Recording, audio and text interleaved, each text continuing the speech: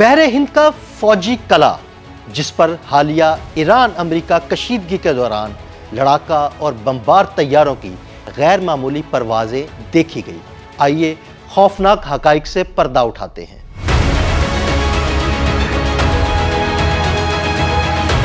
بحر ہند کے نیلگوں پانیوں میں ایک چھوٹا سا جزیرہ جس کا نام شاید عام دنیا نے کبھی سنا بھی نہ ہو، آج عالمی اسٹریٹجک نظام کا ایک کلیدی ستون بن چکا ہے۔ ڈیگو گارسیا ایک ایسا جزیرہ ہے جو اپنی قدرتی خوبصورتی سے زیادہ اپنی جنگی اہمیت کی وجہ سے جانا جاتا ہے۔ یہ جزیرہ برٹش انڈین اوشن ٹیریٹری کا حصہ ہے اور یہاں موجود مشترکہ برطانوی اور امریکی فوجی اڈہ گزشتہ نصف صدی سے دنیا کی بڑی عسکری کارروائیوں میں ایک خاموش مگر فیصلہ کن کردار ادا کرتا آ رہا ہے۔ ڈیگو گارسیا بحر ہند کے وسط میں واقع ہے، جہاں سے ایشیا، مشرق وسطی اور افریقہ کے کئی ممالک پر بآسانی فضائی اور بحری کارروائیاں کی جا سکتی ہیں۔ یہ قدرتی بندرگاہ کی حیثیت رکھتا ہے اور اس پر 24 گھنٹے متحرک ایئر بیس، نیول بیس، سیٹلائٹ مانیٹرنگ سٹیشنز اور انٹیلیجنس مراکز موجود ہیں۔ یہاں موجود ایئر بیس اتنی وسیع ہے کہ B-52 بمبار، B-1 اور B-2 اسٹیلتھ بمبار طیارے، ٹینکر اور ڈرونز بآسانی تعینات کیے جا سکتے ہیں۔ 2001 میں امریکہ نے جب افغانستان پر حملہ کیا تو اس کے طیارے ڈیگو گارسیا سے ہی اڑے۔ یہاں سے پرواز بھرنے والے B-52 بمبار طیاروں نے طویل فاصلہ طے کرتے ہوئے طالبان کے ٹھکانوں کو نشانہ بنایا۔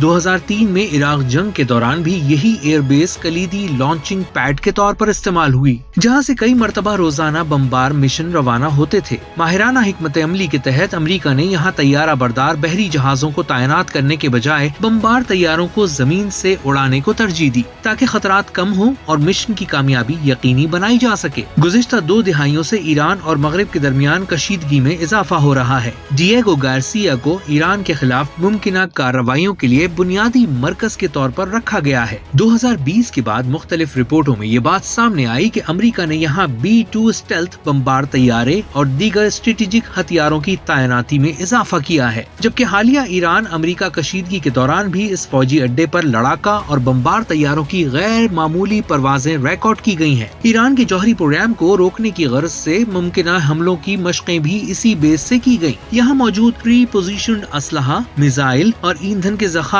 اس بات کی اجازت دیتے ہیں کہ کسی بھی وقت ایران کے خلاف فوری کارروائی کی جا سکے۔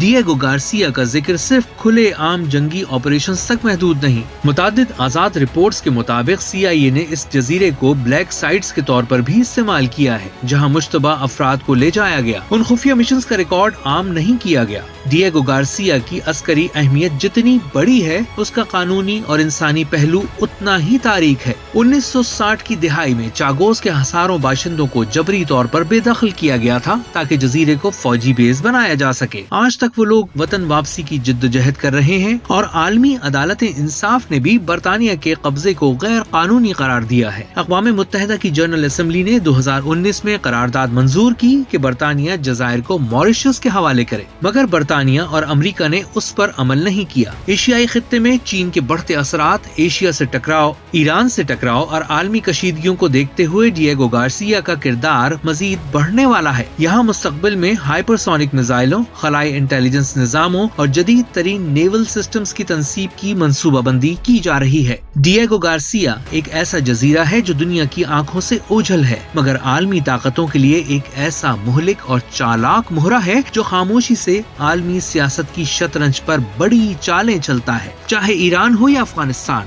مشرق وسطی ہو یا افریقہ، یہاں موجود ایئر بیس ہر جنگ کے پس منظر میں ایک نہایت فعال اور فیصلہ کن کردار ادا کرتی ہے۔